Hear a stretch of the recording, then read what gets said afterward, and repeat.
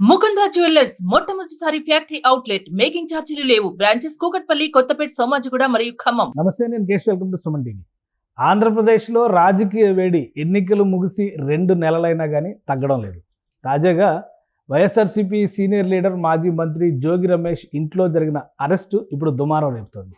అగ్రిగోల్డ్కి సంబంధించినటువంటి భూముల్ని కొనుగోలు చేయడం, మరొకరికి విక్రయించడం, ఈ నేరం కింద జోగి రమేష్ ఫ్యామిలీ మొత్తం కూడా కేసును ఎదుర్కోవాల్సిన పరిస్థితి ఉంది. ప్రధానంగా ఆయన కుమారుడు రాజీవ్ని ఏసీబీ అధికారులు అదుపులోకి తీసుకున్నారు. ఇది ఎటువంటి పరిణామాలకి దారితీయబోతోంది? జోగి రమేష్ చేసిన ఆరోపణల ప్రకారం కేవలం ఇది కక్ష సాధింపు అనే మాట ఎంతవరకు వాస్తవం? ఈ అంశాన్ని విశ్లేషించేటువంటి ప్రయత్నం చేద్దాం. మనతో పాటు పొలిటికల్ అనలిస్ట్ చందు శ్రీనివాస్ గారు. చందు శ్రీనివాస్ గారు నమస్కారం. ఏసీబీ రైడ్స్ జరగడం అంటే జనరల్గా ఉద్యోగులకు సంబంధించి యాంటీ కరప్షన్ కింద జరిగేటువంటి వ్యవహారాల కింద మనం వాటిని చూస్తాం. అయితే అనూహ్యంగా ఇక్కడ జోగి రమేష్ మాజీ మంత్రి, వైసీపీలో కీలకమైన నేత, సుదీర్ఘమైన రాజకీయ అనుభవం ఉన్నటువంటి వ్యక్తి, ఒక జప్తులో ఉన్నటువంటి భూమిని ఆయన స్వాధీనపరచుకొని లేదా ఆయన కుటుంబం స్వాధీనపరచుకొని మరొకరికి విక్రయించడం, ఇది ప్రధానమైనటువంటి ఆరోపణ. ఏంటి అసలు దీన్ని ఎలా చూడాలి? న్యాయ ప్రకారం, చట్ట ప్రకారం చాలా తప్పిది. ఇది అంబాపురంలో ఉన్న అగ్రిగోల్డ్ భూముల ల్యాండ్లు ఎవరు జోలికి పోకూడదు. ఇది సిఐడి జప్తులో ఉన్నాయి. అగ్రిగోల్డ్ ఆస్తులన్నీ కూడా జప్తులో ఉన్నప్పుడు అవి క్రయ విక్రయాలన్నీ జరగకూడదు. కానీ వీళ్ళు గత ప్రభుత్వంలో అధికారం మన చేతిలో ఉంది కదా అని చెప్పి ఉద్దేశంతో వాళ్ళు ఇష్టం వచ్చినట్టుగా క్రయ విక్రయాలు జరగటం. ఎర్లీ మార్నింగ్ 5ంటికి ఏసీబీ వాళ్ళు యాంటీ కరప్షన్ బ్యూరో ఎంటర్ చేయటం జరిగినాయో లేదు చూస్తే పత్రాలన్నీ కూడా స్వాధీనం చేసుకున్నారు. వాళ్ళ కుమారుడు రాజీవ్ A2గా దీంట్లో ఉన్నాడు. ఈ అగ్రిగోల్డ్ భూముల కుంభకోణంలో అతను అమెరికాలో మాస్టర్స్ చేశాడు.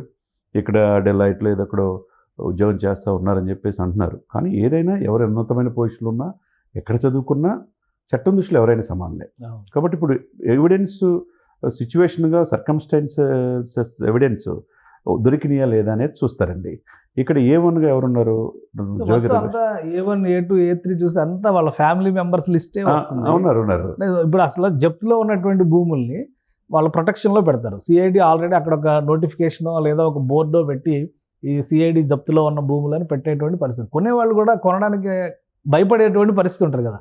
అసలు క్రయ విక్రయాలు ఎలా జరిగినాయి? అదే ఇక్కడ క్వశ్చన్ ఏంటంటే, అధికార పార్టీ 5 సంవత్సరాలు వైసీపీ ఉంది.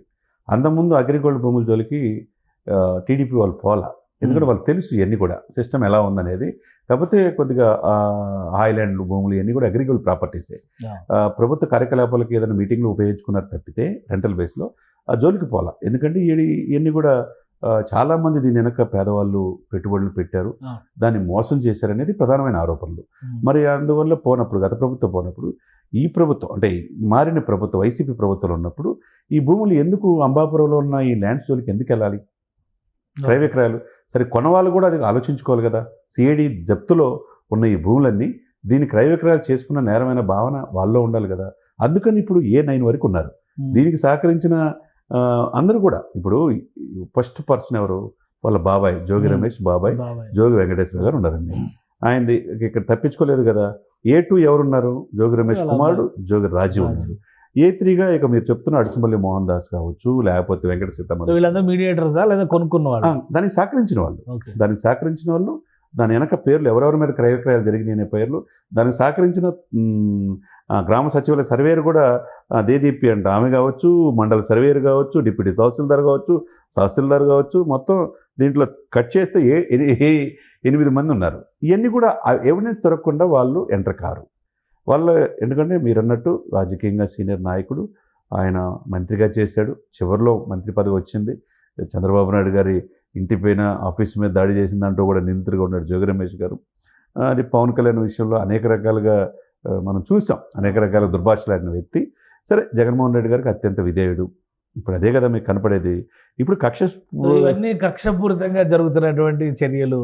అప్పుడు ఆయన ఇంటిపైన దాడి చేయబోయారు కాబట్టి, జగన్మోహన్ రెడ్డికి అనుచరుడిగా ఉన్నారు కాబట్టి, ప్లస్ ఇక్కడ ముఖ్యంగా కృష్ణా గుంటూరు జిల్లాల రాజకీయాలు, ఉమ్మడి కృష్ణా జిల్లా రాజకీయాల్లో కీలక పాత్ర పోషించారు కాబట్టి నా మీద కక్ష సాధింపు, అన్నిటికీ మించి బలహీన వర్గాలకు చెందినటువంటి నాయకుడు కాబట్టి టార్గెట్ చేశారు అంటున్నారు. ఇంకా ప్రాబ్లం ఏంటంటే కేశవ్ గారు, ఈ కార్డు అరెస్ట్ అయినప్పుడే తీస్తారు. అప్పుడు దాకా మీరు ఎంతమంది బలహీన వర్గాల కోసం మీరు కృషి చేశారా? ఎంతమందిని మీరు తప్పుకుంటే రాజకీయాల్లో పైకి వచ్చారు? ఎంతమందిని గత ప్రభుత్వంలో ఇబ్బంది పెట్టారనేది కనపడవా? అప్పుడేమైంది? ఇప్పుడు ఏంటి అరెస్ట్ చేసేదానికి నా కుమారుడు అమెరికాలో మాస్టర్స్ చేశాడు, ఉన్నతమైన విద్య, నా జోలికి రండి, కానీ మా కొడుకు జోలికి వస్తాయంటే ఎందుకు వస్తారు ఏసీబీ వాళ్ళు? యాంటీ కరప్షన్ బ్యూరో అంటే ఏంది? అవినీతి ఆరోపణలు వచ్చినప్పుడు ప్రభుత్వ ఇదిలో ఉన్నప్పుడు తనఖా పెట్టిన ఆస్తుల్ని డాక్యుమెంట్స్ దొరికినాయి, ఇంట్లో పక్కకు దొరికినాయి. లేకపోతే A1 నుంచి A3 A8 వరకు మీరు ప్రధానంగా మీరే ఎందుకు అంబాపురంలో ఈ ల్యాండ్ క్రయ విక్రయాలు చేశారు? ఆంధ్రప్రదేశ్ రాష్ట్రంలో ఎవరి మీద ఆరోపణలు రానప్పుడు మీ మీద ఎందుకు వచ్చినాయి? ఒక విషయం, ఈ కేసుతో ఇంకొక విషయం క్లారిటీ ఏమొచ్చిందంటే, వైసీపీ లీడర్ల పిల్లలందరూ విదేశాల్లోనే చదువుకున్నట్టు ఉన్నారు. మొన్న మధ్య చెవిరెడ్డి భాస్కర్ రెడ్డి గారి కొడుకుని అరెస్ట్ చేస్తే విదేశాల్లో చదువుకున్నాడని వీధుల్లో తిప్పుతున్నారు అన్నారు.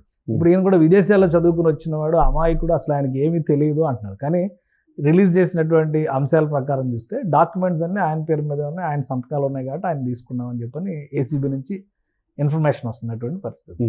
ఎందుకు వీళ్ళని టార్గెట్ చేసి నిజంగానే అదుపులోకి తీసుకుంటున్నటువంటి వ్యక్తులుగా మనం చూడాలా? రాజకీయ కక్ష సాధింపులో భాగంగా ఇవన్నీ జరుగుతున్నాయి అనుకోవాలి. ఇక్కడ కక్ష సాధింపు ఏముండదండి.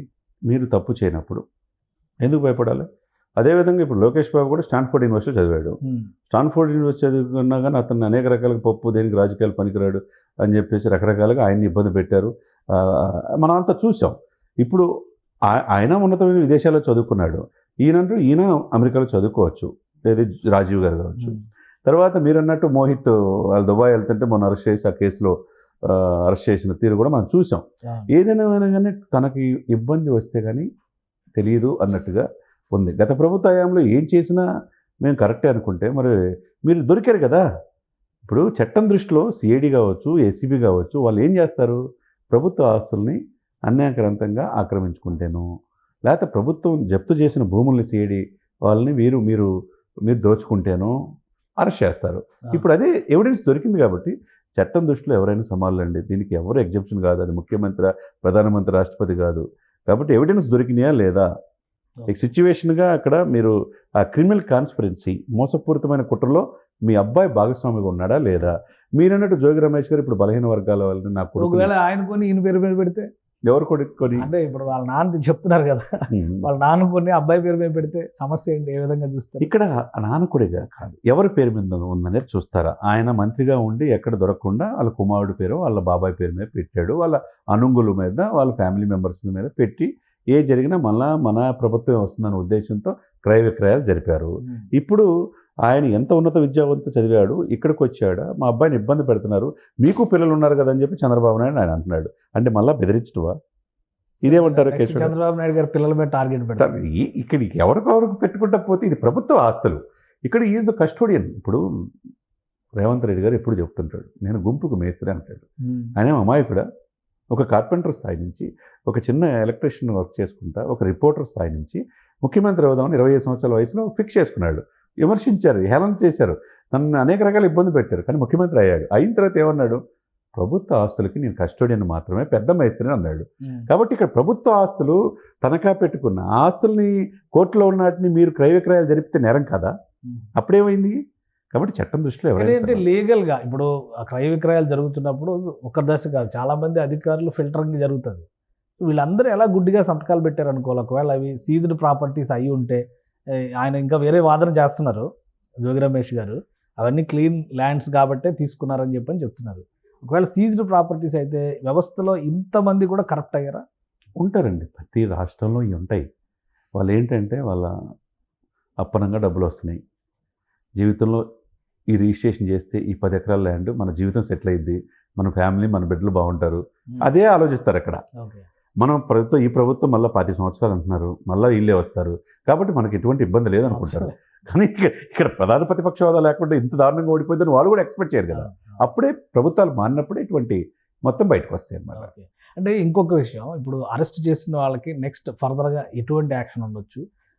జైలు అంటే మీన్స్ ఇప్పుడు జ్యుడిషియల్ రిమాండ్కో కస్టడీకో ప్రొడ్యూస్ చేయడానికి అవకాశం ఉంటుందా? ఈ కేసులో కూడా ఇది సివిల్ డిస్ప్యూట్ లాంటిది కావచ్చా, లేదంటే సివిల్ కేసు ఇది క్రిమినల్ కింద కన్వర్ట్ అవడానికి స్కోప్ ఉంటుంది? డెఫినెట్గా క్రిమినల్ కూడా ఉంటుంది. ఎందుకంటే సివిల్ అని అంటే ల్యాండ్ విషయంలో మిగతా పోలీసులు కానీ మిగతా వాళ్ళు జోక్యం చేసుకోవద్దు, కోర్టులు చూసుకుంటే అంటారు.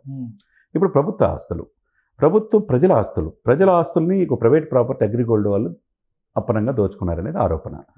వాళ్ళ మీద ఇప్పటికీ నడుస్తూ ఉన్నాయి కేసులు, ఇంకా ఫైనల్గా జడ్జిమెంట్ రాలా. ఈ ఆస్తుల్ని అక్రమంగా తీసుకున్న ఆస్తుల్ని క్రయ విక్రయాలు జరగటం అంటే ఇంకా మోసం, తెలిసి చేయటం. అంటే తెలిసి చేయటం అంటే క్రిమినల్ కాన్స్పిరసీ, అంటే మోసపూరితమైన కుట్ర అనేది ఇక్కడ ఎంటర్ అవుద్ది. కాబట్టి సివిల్తో పాటు క్రిమినల్ కూడా యాడ్ అవుతుంది. అప్పుడు క్రిమినల్ వాళ్ళు ఎంటర్ అయిన తర్వాత ఏసీ వాళ్ళు ఏమంటారు, మిగతా అరెస్టులు కూడా జరుగుతాయి, డెఫినెట్గా జరుగుతాయి. ఇది స్టార్టింగే. ఇంకా దీని వెనక సహకరించిన వాళ్ళు ఎవరెవరు ఈ ఆస్తులు రిజిస్టర్ చేసుకున్నారు, ఇది ఏ విధంగా రిజిస్టర్ ఆఫీసులు రిజిస్టర్లు చేశారు, అది కూడా మొత్తం ఉంటాయి కదా. ఈ రికార్డులు ఎక్కడ తారుమారు అవ్వండి, అప్పుడు వాళ్ళందరూ కూడా బయటకు వస్తారు. కాబట్టి ఇది సివిల్ కేసులు కోర్టులు పరిష్కరించాల్సిన వీటిని తెలిసి కూడా మోసపూరితమైన కుట్రలో దీంట్లో భాగమైనందుకు క్రిమినల్ కేసులు కూడా ఎంటర్ అవుతాయి దీంట్లో. నెక్స్ట్ అసలు ఈ స్థాయిలో భూ కబ్జాలు అనేవి వరుసగా కంప్లైంట్లు వేస్తున్నారు, స్పెషల్ కమిటీలు వేస్తున్నారు. అటు మాజీ మంత్రుల స్థాయిలో ఉన్న పెద్దిరెడ్డి రామచంద్రారెడ్డి దగ్గర నుంచి ఇప్పుడు జోగి రమేష్ వరకు. అయితే భూదందాలు లేదంటే మహిళల వ్యవహారాలు, ఈ రెండిట్లోనూ వైసీపీ నేతలు ఎక్కువ ఇరుక్కుంటున్నటువంటి పరిస్థితి ఉంది. మమ్మల్ని కక్షపూరితంగా ఇరికిస్తున్నారు అనేది వాళ్ళు చెప్తున్నటువంటి వాదన. ఎంతవరకు దీన్ని విశ్వసించవచ్చు? ఇప్పుడు చట్టాన్ని ఎవిడెన్స్ చూస్తుంటారు, అదేవిధంగా మీడియా వాళ్ళకు కూడా ఎవిడెన్సే కావాలి. మీడియా ముందు కనపడుతున్నారు మహిళలు ఆరోపిస్తున్నట్టు, ఏది వైసీపీ నాయకుల మీద కేసులు పెడుతున్న వాళ్ళు కనపడుతున్నారు. ఇవన్నీ వీడియో రికార్డులు ఇవన్నీ కూడా చెరిగిపోయి మరి ఎన్ని ఉన్నప్పుడు మీరు చట్టం ఇట్లా చేస్తుందని ఎలా అంటారు? కాబట్టి రూల్ ప్రకారం వాళ్ళు వెళ్తున్నారు సార్, సిస్టమేటిక్గా వెళ్తున్నారు. మీరుంటే కనుక తప్పదు ఎవరు పరిస్థితి అని చెప్పేసి కోర్టులో ఎదుర్కోవాల్సింది. కర్తవ్యం మీరు చేసిన ఏ పనికైనా పనిష్మెంట్ ఉండే అవకాశాలు అయితే అంతే కదా. గత ప్రభుత్వంలో మీరు ఇష్టం వచ్చినట్టు చేస్తే ప్రభుత్వ ఆస్తులు మేము కనుక కస్టడియను మేమేం చేసినా కరెక్టే అనుకుని భావించి చేస్తే ఇప్పుడు ఫలితాలు అనిపించాల్సిన పరిస్థితి. దాని వెనక ఎవరున్నా కానీ చట్టం దృష్టిలో ఎవరైనా సమాన, rule is rule for all. కాబట్టి చట్టం తన పని తను చేసుకుపోతుంది. దీనిపోటీ ఎన్ని గగ్గోలు పెట్టినా ఎన్ని విమర్శలు చేసినా అదేమి ఇప్పుడు కుదరదు కదా. రైట్. థ్యాంక్ యూ శ్రీనివాస్ గారు, మీ అభిప్రాయాలు తెలియజేసినందుకు. ఇది అగ్రిగోల్డ్ భూముల వ్యవహారానికి సంబంధించి గత ప్రభుత్వం చట్టం తమ చేతిలో ఉందనేటువంటి రీతిలో వ్యవహరించడం, కొంతమంది మంత్రులు, రాజకీయ పలుకుబడి కలిగినటువంటి పెద్దలు వాటిని సొంతం చేసుకునేటువంటి ప్రయత్నాలు చేయడం అనేది ఇప్పుడు ఒక పెద్ద వివాదంగా మారుతుంది. అందులో మొదటి సమిధ జోగి రమేష్ కుటుంబం. ఆ తర్వాత మరికొన్ని పేర్లు కూడా వినిపిస్తున్నాయి. ఈ కేసులో మరిన్ని అరెస్టులు కూడా తప్పవని చంద్ర శ్రీనివాస్ గారు చెప్తున్నారు. ఇది special discussion. Keep watching. Suman టీవీలో మీ పర్సనల్ అండ్ బిజినెస్ ప్రమోషన్స్ కోసం కింది నెంబర్కి కాంటాక్ట్ చేయండి.